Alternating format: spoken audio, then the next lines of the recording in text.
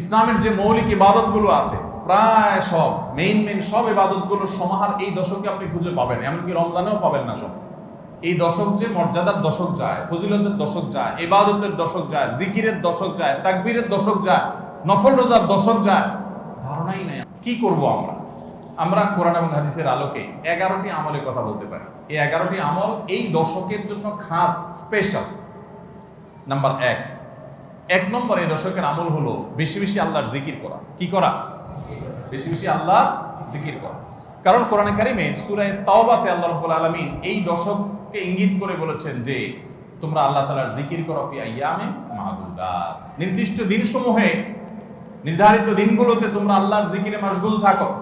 এখানে আল্লাহর জিকির যে নির্দিষ্ট দিনগুলোতে রাখার কথা বলা হয়েছে, সেই আয়াতের ব্যাখ্যা আবার তাফসীর ইবনে কাসিরে এবং ইবনে আব্বাস রাদিয়াল্লাহু তাআলা সহ আরো অন্যান্য মুফাসসিরদের থেকে বর্ণিত হয়েছে